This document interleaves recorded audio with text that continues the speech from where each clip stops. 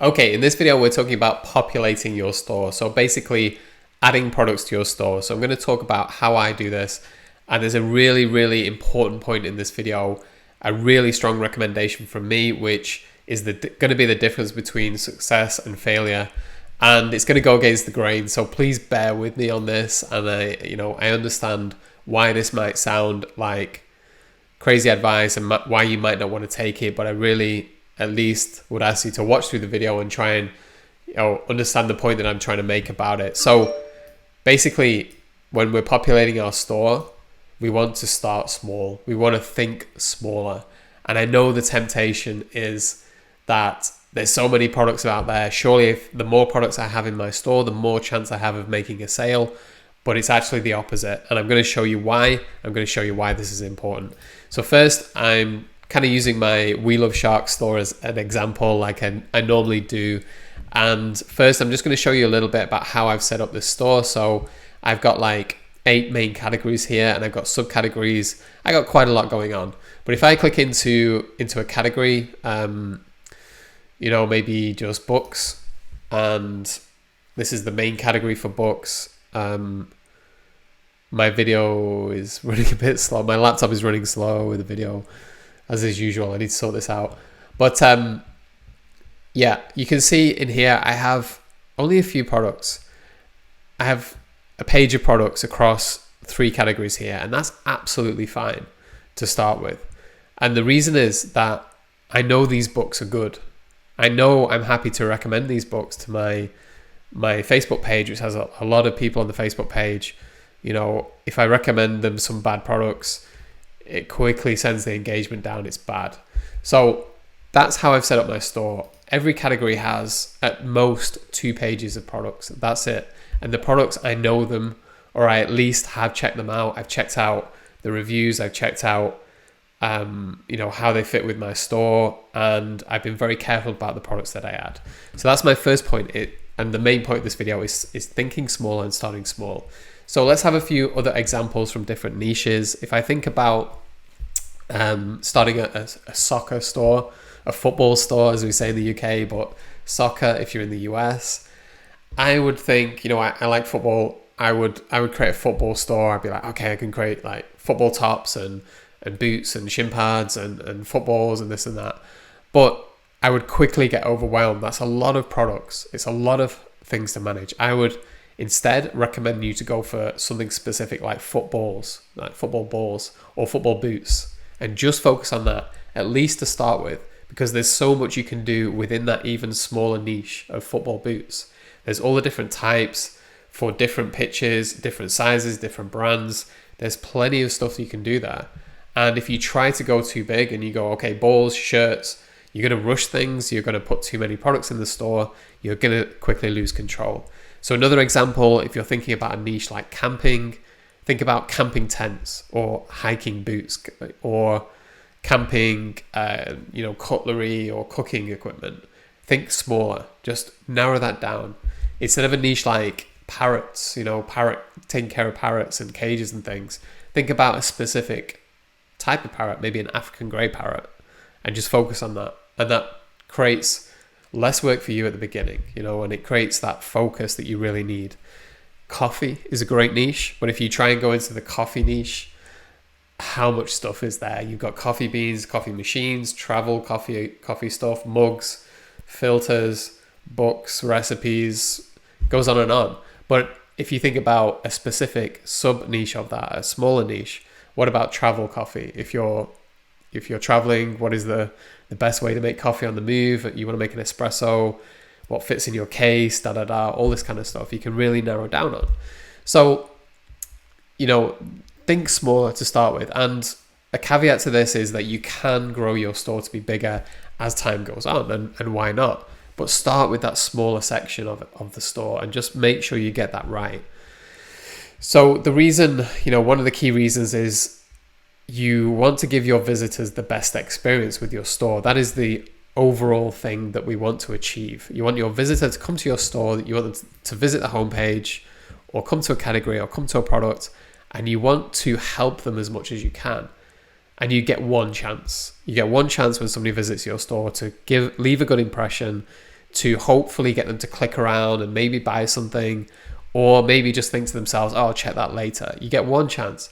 If you have a store that's disorganized, that's got the wrong products in the wrong categories, or a category has 150 products that they have to click through page after page, they will never come back, and they'll think to themselves, this is not a website I want to be on, and they'll click away, and that's it. You get one chance.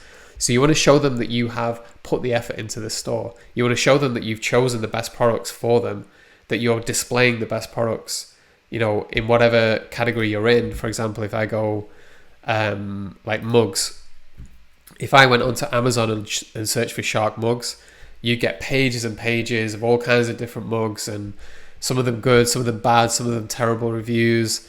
But on my website, I've got like 2 pages of mugs, and I've picked them all by hand, and I've tried to get a balance of different kinds of mugs, funny ones, cute ones, a little bit arty ones from like Jaws, educational ones. So I tried to mix it up a bit, and I've tried to create the balance, and I put the effort in, and that's why the visitors buy the mugs. They see something they like. If I had 15 pages of mugs, and the first page had like very, very similar mugs on it, you're creating a decision fatigue for your visitors, and they will click away very quickly. So you want to take away the thinking and the guesswork from your visitors, from your customers. You want to guide them towards a purchase, and you do that by choosing the best products for them and not giving them too much choice. Your purpose is to help them. You want to help them buy the product that they want to buy, and part of that is showing only the good products and showing a good selection of products for them. So let's talk about the reverse. What would be a bad strategy? If you have a store loaded with products that you have just loosely searched for on a keyword, for example, if I typed in shark mugs or shark t-shirts and just clicked like add product, I'd end up with, number one, I'd end up probably with duplicate products, and I'd end up with pages and pages of products that customers just don't want to search through. Now, you might be thinking, okay, I'm not really bothered about somebody visiting the store and browsing through. I want to get into the search engines, but it's also going to damage your search engine potential as well, because Google is going to see a store, maybe a new store with thousands and thousands of products, and then it's going to check again the next week and there's another 1,000 products. It's not going to give you a lot of credit. You want to build slowly in Google's eyes, and you want to build with quality, and you want to start with a smaller store that grows slowly over time, and then some pages are deleted and some more are added. It looks like a store that's actually being curated and taken care of. So it's super, super important, not only for visitors browsing your store, but also for Google. So going along with the theme again of a bad strategy, if you listed 1,000 products in your store and then you automatically post those products to your social media, you'll very quickly find that people following your Facebook page or Twitter account will stop engaging, because they're seeing maybe the same product over and over, or they're seeing products that they're not interested in, or they're only seeing products on the social account, and your engagement will go down, and you'll reach less and less people, and you'll start to kill off your social pages. So it's another good reason not to think about this mass idea of, the more I do, the better results I'll get. Think smaller, think more quality. Which products are going to do well? Let's focus on those. Let's find those. So that's, pretty much the point that I want to make. Hopefully that shows you my way of thinking. That's how I build affiliate stores and websites. Let's go over the key points again. It's quality, not quantity. Make sure whatever you're adding to your store adds value and is something that you can happily recommend to your visitors, and it's not a duplicate. And quality, not quantity. Google recognizes well-curated stores. It's all tied into the same concept of high-quality content. Your products and your category pages and the number of products, this is all your store. This is all content. And how is the quality? Is it just as many products as you can?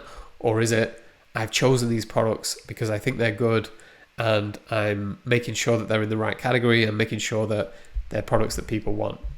Social accounts will respond better to good products. If you can find, like, this product is pretty cool, you know, this one, because it's got the shark in the bottom of the mug.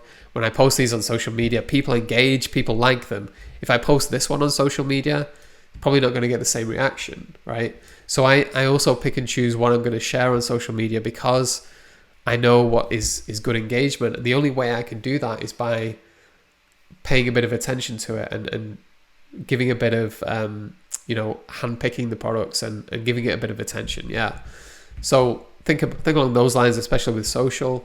Build slowly over time.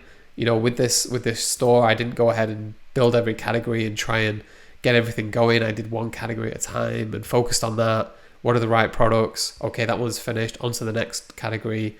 This goes on, you know, for days and days and weeks, and you slowly build up this good reputation and traffic and sales.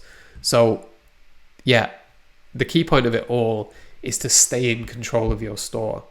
If you don't know how many products you've got in your store, you don't really know what is working well or not, you don't know what is good.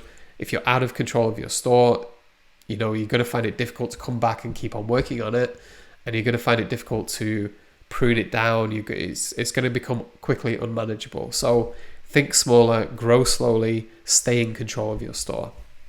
And yeah, like I said before, a well-maintained store is good quality content. It helps your visitors. And that is what Google is looking for, especially. They want to see that you're giving your visitors the best experience possible. Okay, hopefully that persuaded you. I'm quite passionate about this particular area because I think it's very much key to building a good affiliate store is starting small, starting with a few products. And I know it goes against the grain. For me also, when I first started building affiliate websites and stores, I was thinking more on scale. Can I build multiple stores and thousands of pages? The more I build, the more I'm going to make. It doesn't quite work out that way. We would need to start with a good foundation and build slowly from there. So hopefully that helps. And yeah, appreciate you watching the video. Take care. Bye.